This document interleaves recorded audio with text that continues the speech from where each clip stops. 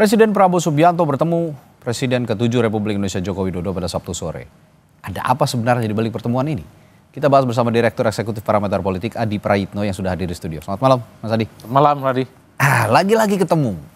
Kayaknya udah nggak kehitung semenjak Pak Prabowo dilantik. Bertemu lagi dengan Pak Jokowi, bertemu lagi. Sekarang yang terakhir ini bertemu lagi di rumah kediamannya di Kertanegara. Menyeratkan apa pertemuan kali ini menurut Mas Adi? Ya saya kira banyak hal, tapi kalau saya sih melihat rata-rata secara umum kalau Pak Prabowo dengan Pak Jokowi ini bertemu, ini kan sebenarnya pertemuan dua sahabat lama yang saya kira memang sudah melakukan kerjasama politik di pemilu di 2024. Jadi mau bertemu setiap hari, setiap saat, mestinya bukan menjadi gosip politik yang misalnya mendapatkan respon dari berbagai kalangan. Tapi yang kedua yang sebenarnya secara prinsip pertemuan semacam ini tentu tidak lahir dalam ruang hampa. Pesan-pesannya banyak, misalnya banyak pihak yang menengarai ini kan menjadi penegas bahwa sebenarnya hubungan politik antara Pak Prabowo Subianto dengan Pak Jokowi itu baik-baik saja. Karena dulu waktu terjadi reshuffle beberapa minggu yang lalu, itu kan dikesankan ada hubungan yang tidak baik. Ada disharmonisasi hubungan antara Solo dengan Kertanegara. Karena konon ada sejumlah menteri dan bahkan mayoritas menteri-menterinya itu disebut sebagai Jokowismen. Seperti Pak Budi Ari, Sri Mulyani dan seterusnya dan seterusnya. Publik menangkap ada gonjang-ganjing, ada sesuatu yang terputus dalam komunikasi ini.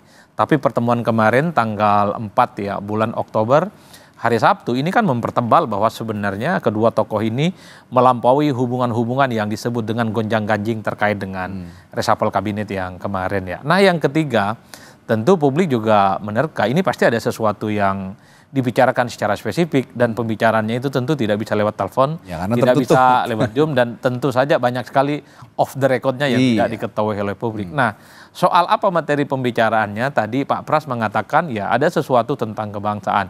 Kalau istana saja sudah tidak membocorkan apa yang diomongkan apalagi orang luar tadi.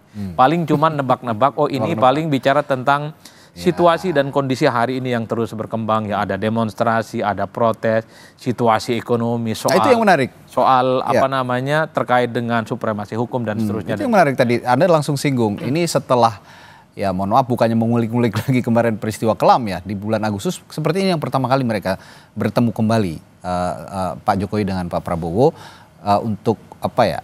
Sepertinya juga menetralisir lah suasana yang kemarin ini penuh spekulasi pada saat demonstrasi kemarin. Tapi yang ingin saya tanyakan sebenarnya apa sih implikasi pertemuan ini terhadap kontinuitas kebijakannya pemerintahannya Pak Jokowi, legasinya Pak Jokowi di era Pak Prabowo sekarang? Kalau kita mau jujur sebenarnya banyak hal yang memang sesuatu yang dilanjutkan oleh Pak Prabowo terkait dengan kebijakan Pak Jokowi.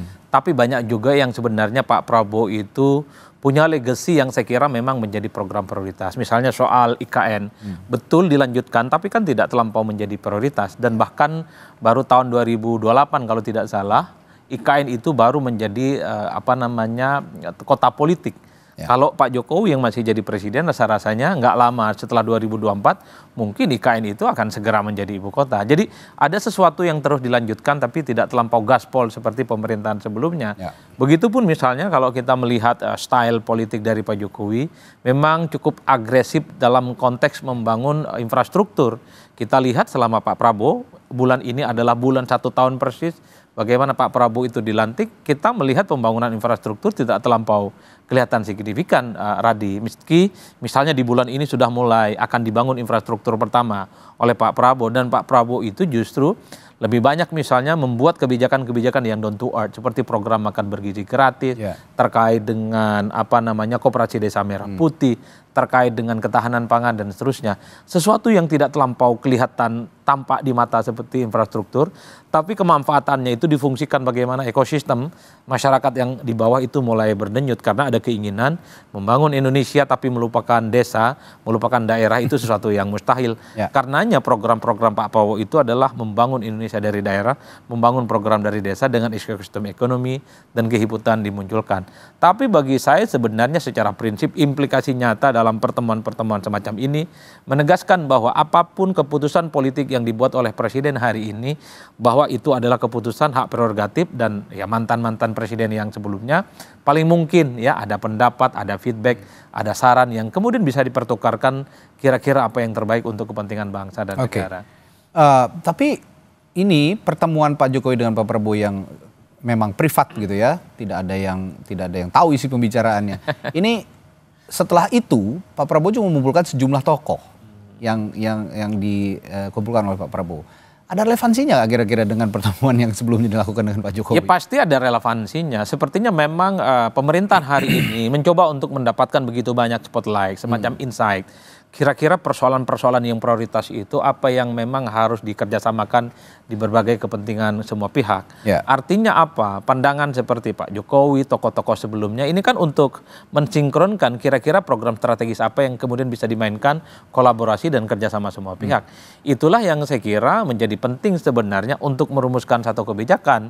Karena kalau kita melihat rata-rata secara umum, mazhab politik pemerintahan hari ini adalah mazhab politik yang begitu banyak mengakomodasi pendapat, keinginan, dan masukan dari berbagai kalangan. Saya menduga, Radi, setelah ada pertemuan dengan Pak Jokowi, ada tokoh-tokoh yang juga diundang ke kediamannya Pak Prabowo Subianto tentu untuk mendiskusikan kira-kira substansi apa yang bisa di follow up dan kemudian bisa dieksekusi tentu untuk kebaikan-kebaikan Indonesia di masa yang akan datang. Mungkin terkait dengan ekonomi, soal stabilitas politik, tentang demokrasi, termasuk juga soal good governance dan seterusnya dan seterusnya. Ini ada sedikit pertanyaan yang menyentil sebenarnya dari yang saya tangkap terutama di lini media sosial ya, yang saya akan juga berikan ruang klarifikasi lah lewat Mas Adi.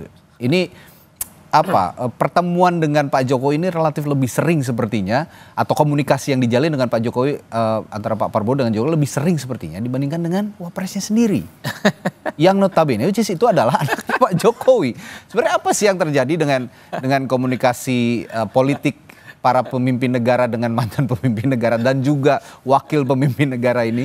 Enggak begini tadi, memang netizen kita ini kan seolah-olah paling maha tahu lah. Kalau ada pertemuan Pak Jokowi dengan Pak Prabowo pasti ada sesuatu yang dibincangkan dan tentu saja tidak ada publik yang mampu mengekspos itu secara signifikan. Dan bahkan dulu kalau ada pertemuan Pak Jokowi dan Pak Prabowo ini pasti dia menyasar ke Teguh Umar. Ini hubungan dengan Teguh Umar tidak baik saja. Kan itu publik dan netizen ya. Tapi kalau Pak Prabowo Subianto sering bertemu dengan Wapres, bagi saya bukan menjadi berita karena memang sudah menjadi satu paket dan bahkan bisa berkomunikasi kapanpun, bisa tiap hari dan bisa tiap saja. Meskipun tidak ada yang tampak di depan publik misalnya. Begitu. Pesannya adalah kalau kita mau mengikuti logikanya netizen, perlu juga sebenarnya ditampilkan antara pertemuan presiden dengan wakil presiden sebagai salah satu bentuk untuk tidak membanding-bandingkan. Karena memang netizen ini sangat usil sih sebenarnya pertanyaan. Ini kalau lebih sering bertemu dengan mantan presiden sebelumnya dengan Wapres yang saat ini secara definitif menjadi pembantu presiden. Tapi overall yang saya ingin katakan adalah baik Wapres ataupun Pak Jokowi, saya kira pastinya punya intensitas komunikasi yang menurut saya juga intens ya bertemu dengan pemerintahan hari ini. Tapi bagi saya apapun pertemuannya yang paling penting adalah semua persoalan-persoalan kebangsaan kita selesailah, Radi. Mau bertemu tiap hari, mau tiap saat kan publik sebenarnya tidak terlampau ukur. Yang paling penting bisa Indonesia itu semakin mantap lah kira-kira begitu. Masalah perasaan bangsa bisa terselesaikan. Nah kalau begitu dari pertemuan ini terakhir ya, dari pertemuan kemarin dilanjutkan dengan Pak Prabowo juga bertemu dengan para tokoh gitu. Kira-kira ada nggak implikasi yang immediate untuk publik yang bisa dirasakan dari pertemuan ini? Ada dampaknya kira-kira menurut Mas Adi? Kalau dampak secara immediate ya tidak bisa diukur. Karena kalau mau jujur sebenarnya pemerintahan hari ini adalah on the right track di semua bidang ya. Di bidang ekonomi, soal good governance, terkait dengan bagaimana ekosistem kehidupan yang ada di desa. Tapi yang paling penting, Radi, adalah bagaimana saya melihat pemerintah hari ini ingin membangun apapun itu bekerja sama dengan berbagai pihak. Makanya soliditas dan kerjasama, dan kita bisa cek semua partai politik, semua elemen, semua stakeholder di negara ini itu kan diajak kerjasama dan dirangkul. Tujuannya adalah bahwa stabilitas dan kerjasama adalah kunci membuat Indonesia itu mampu menyelesaikan semua persoalan dan tentu naik kelas lah kehidupannya. Bukan hanya soal yang kita sebut sebagai negara berkembang, tapi kan ingin naik kelas juga, Radi, yang relatif kompetitif diperhitungkan dibandingkan dengan negara-negara yang lain. Saya kira di situ sih, kalau sudah kerjasama, kemudian kolaborasi yang terjadi, tapi misalnya Indonesia masih ada persoalan, ya harus sering-sering lah bertemu, Radi. Ya, harus sering-sering bertemu, dan saya sepakat dengan Anda tadi, Mas Adi, bahwa sebenarnya publik juga tidak terlalu merisaukan pertemuan ini. Saya yakin ya, yang lebih dirisaukan adalah bagaimana permasalahan-permasalahan bangsa bisa terselesaikan dengan cepat atau tidak. Misalnya keracunan MBG sudah tidak ada lagi, lalu juga masalah pajak yang terlalu menghimpit masyarakat tidak juga dibebani terlalu besar kepada masyarakat, dan masalah lapangan kerja juga bisa dipenuhi dengan baik. Terima kasih Mas Adi Praitno sudah berdiskusi di Sapa Indonesia Malam kali ini, dan kita akan bertemu lagi di lain waktu.